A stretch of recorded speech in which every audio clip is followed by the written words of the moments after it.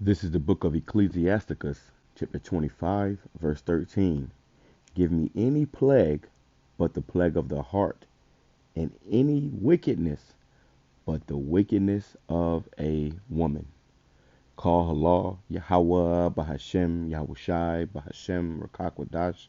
Let's give all praise to the Most High, in the name of His only begotten Son, in the name of the Holy Spirit. My name is Ibar from the Prophets in Babylon camp down here in Tampa, Florida. And I'm going to give double honors to the elders and apostles of Great Millstone who taught us His truth and sincerity. Peace and salutations to the hopeful elect scattered abroad. Woman divorces and sues her ex-husband for $100K after he wins $1 million betting. Woman divorces and sues her ex-husband for 500K after he wins 1 million betting. Okay, and that's the reason why I brought the scripture out about give me any plague of the plague of the heart, which means the mind, and any wickedness but the wickedness of a woman. Okay, because these women are totally wicked, man. This woman was married to this man. Okay, and I'm gonna read a little bit of the story. It's not much there, but for what it is, there we'll read. But this is ridiculous, man.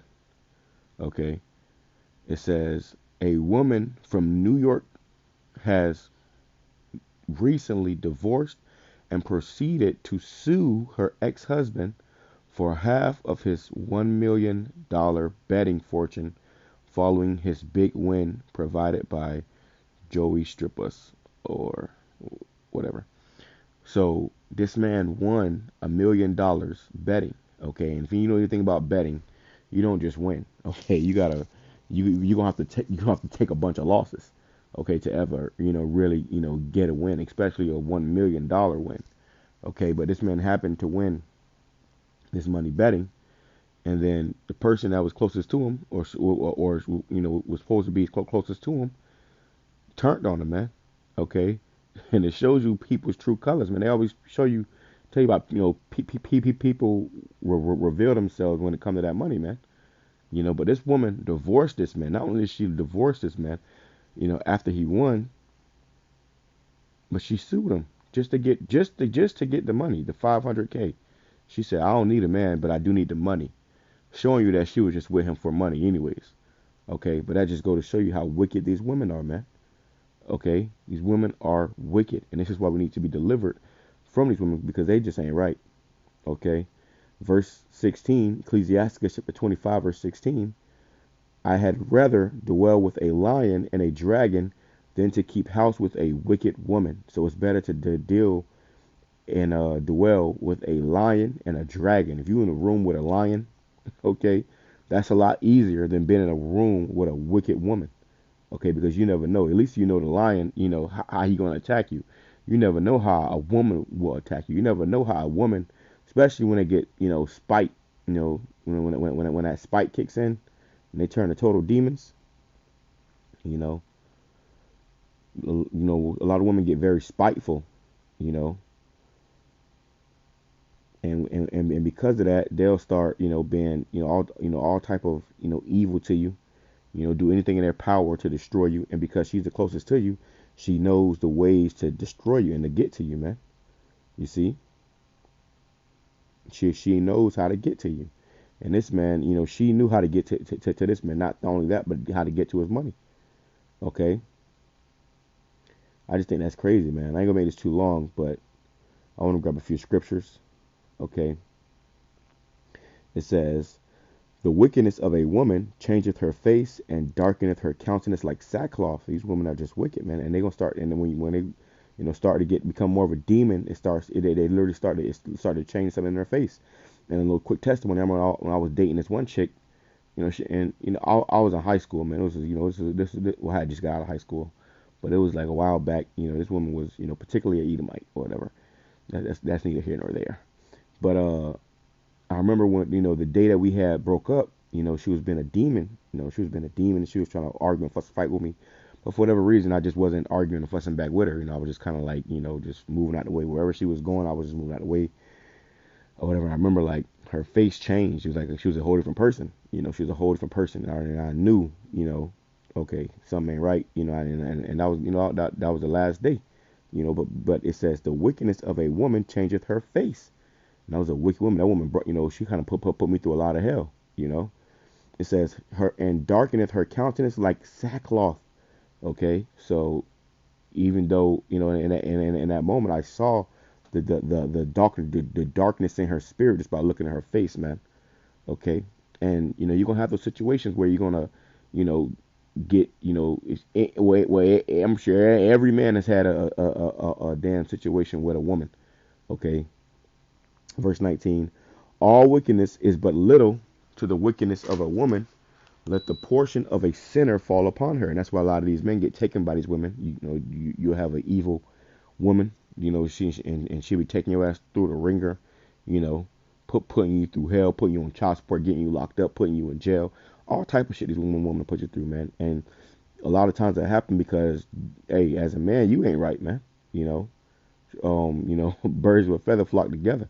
The Lord says all wickedness is little, but is but little to the wickedness of a woman. Let the portion of a sinner fall upon her. So a lot of times, these, you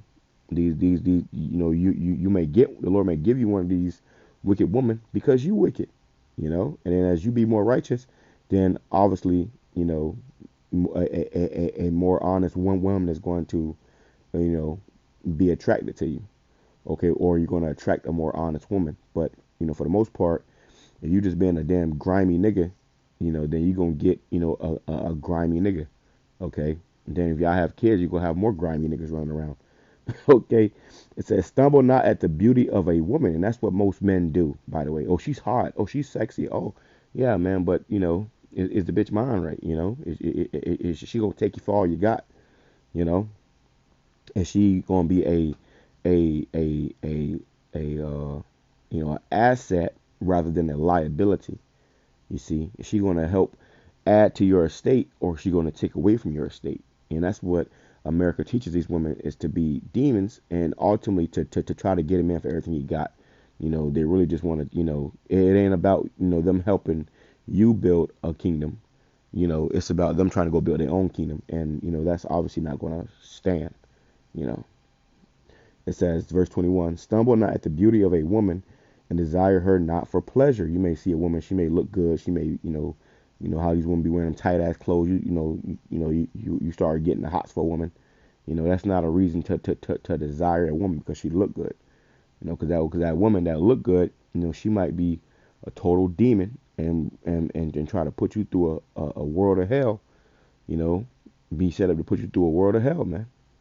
Okay, but just because you're attracted to her, you gonna run to your own destruction. Okay. In verse 23, a wicked woman abateth the courage, maketh an heavy countenance and a wounded heart. A woman that will not comfort her husband in distress maketh weak hands and feeble knees, man. Of the woman came the beginning of sin, and through her we all die. So these women, of these women, hey, this is where sin come from, man. But it says, um, did I even read this all the way? It says, verse 23, a wicked woman abateth the courage, maketh a heavy countenance and a wounded heart. A woman that will not comfort her husband in distress maketh weak hands and feeble knees. So if your woman can't be a woman, which a woman's supposed to be compassionate. She's supposed to be a pillar of rest. Let's grab that. It says she maketh feeble hands and weak knees, man. Okay. And really, he should have divorced her ass first, man. It says, verse 25, give the water no passage, neither a wicked woman liberty to gad abroad. If she go not as thou wouldst have her, cut her off from thy flesh and give her a bill of divorce and let her go. So if a woman ain't trying to go get with your program, then she gonna have to, it's gonna be time to turn the channel, man. Okay. And that's, it's just the way it is sometimes, man. A lot of these women, they total demons, That's why it's a blessing when the Lord send you a woman, after your mind. Okay, a woman that's, in for the most part in order. And these women, they all have their slip ups. They all, they ain't perfect, just like we ain't perfect, but some are better than others. Okay, let's grab that What's that? Oh, a pillar of rest. Because you get a woman, man. It says Ecclesiastes chapter 36, verse 24. He that getteth a wife beginneth a possession. So you belong to that man. He don't belong to you. You belong to him. Okay, and everything that he has, um, you know, or everything that you have belong to him too. Okay, and everything that he has, obviously, if you belong to him, then you have your part of what's his. But that don't mean you could just try to take a man for half of what he got because, what I'm saying, y'all was together. That's not how it works.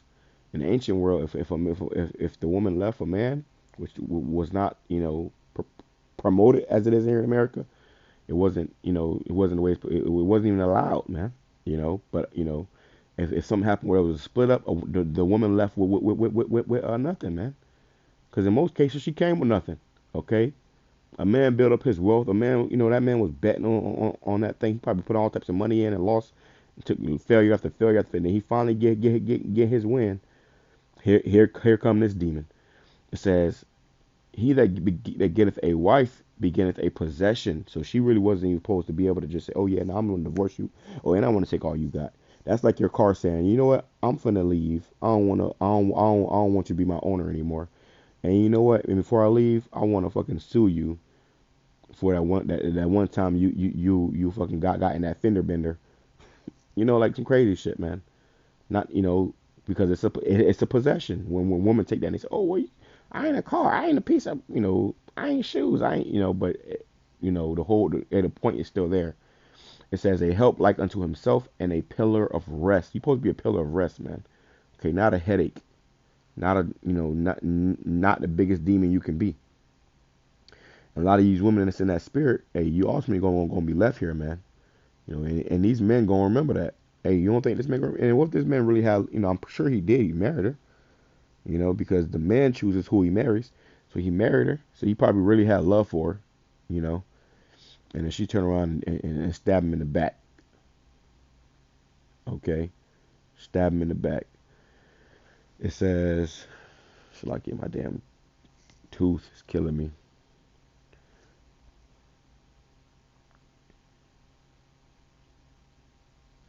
It says Ecclesiastes chapter 26, verse 13. The grace of a wife delighteth her husband, and her discretion will fatten his bones. So the grace of a wife, man, being delicate, being, like I said, compassionate, honest, loyal, you know, good things, man. It says, a silent and loving woman is a gift of the Lord. So if you have a silent woman that's, for the most part, obedient and loving, that's a gift from the Lord, man.